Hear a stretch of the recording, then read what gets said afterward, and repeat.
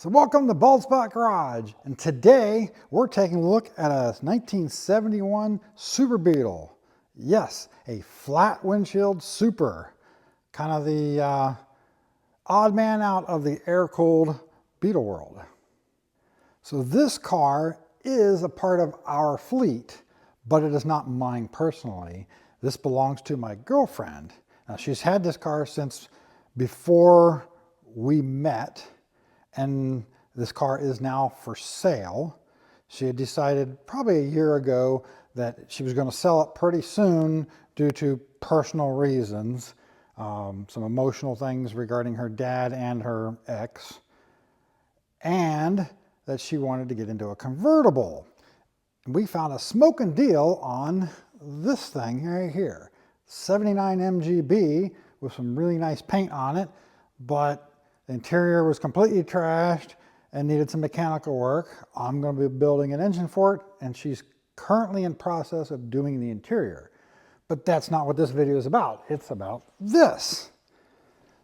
So she's the third owner of this car, and the car originally came out of Arizona and has been in Ohio for less than 10 years.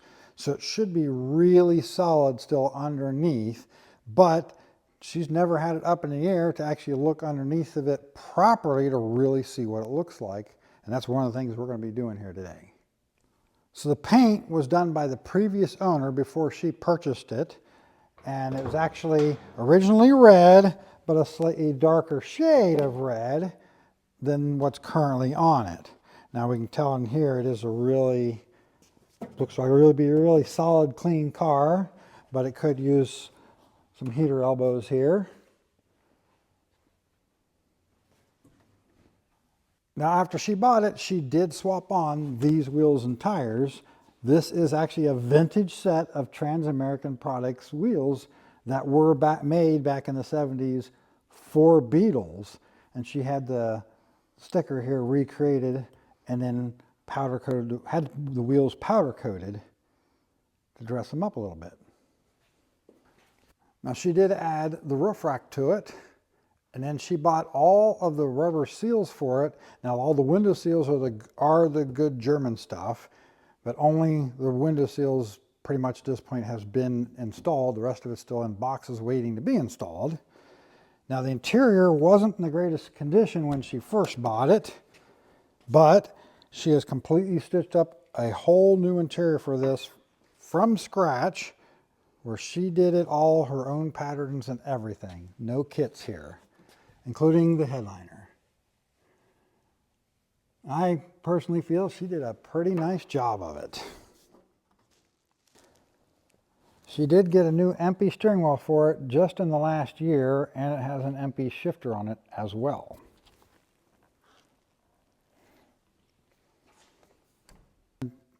And to continue looking around the car, unfortunately this summer a delivery vehicle hit the left rear with the front tire, and they just took off and left and never even stuck around to say, oops, we're sorry.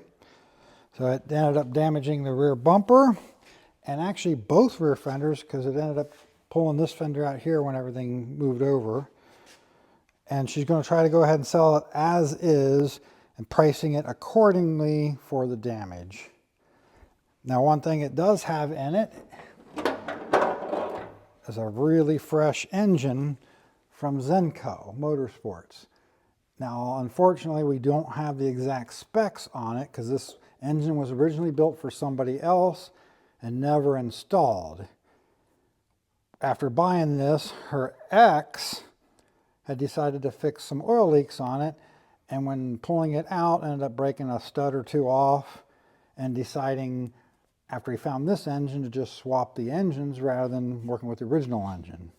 So this we believe is a 73 and a little more than stock, but not a lot. And it does have an alternator conversion. We have it in here today to do its second oil change from new. And it's getting the oil change more for time than miles, because it only has maybe 1,000 miles on it. All right, so now that we have it up in the air, let's take a look underneath and see if this thing truly is as solid as we think it is. And we are missing an inspection plate here. That's going to need replaced.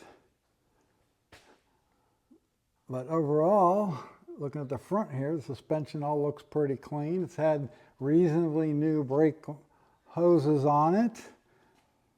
Maybe a pretty reasonably new master cylinder in there. No rust I can see up here so far. So it's all looking pretty decent here. Maybe just, this is probably one of the spots they start rusting at, and it's just a little bit of surface right now and can just be wire brushed and painted over. But the pans themselves and all the edges here, and where you're talking about the heater channels and all that stuff, all look really nice and solid, both sides. Not even bent up or anything from running over stuff, except for one small dent right there.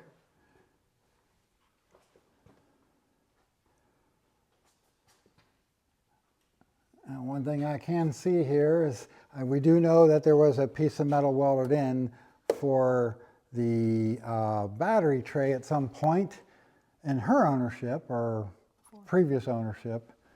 But it looks like what they did was they welded metal in from the top and then put some Duraglass in right here to cover the holes. Not necessarily the best repair to do in the world, but it works. And since it hasn't been driven in snow or anything, it should be fine. Other than that, and once again, some pretty new hoses here. Looks like transaxles had some leaks, which I would guess is a common thing. We're going to go ahead and check the differential fluid while we have it in doing the oil change. And even the shocks are KYBs, so they're not that old either. Looks like the heat exchangers all look really nice. And of course, it's a Volkswagen, so yeah, the valve cover gaskets are leaking. And it did have one of these tubes here.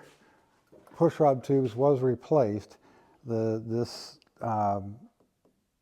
engine came from down south and got a little bit of damage in shipping, and it was on one of these tubes, and it ended up getting replaced with an adjustable one rather than tearing the motor apart to put a proper one in. But overall, I would say this car is as good of a car as she thought she bought.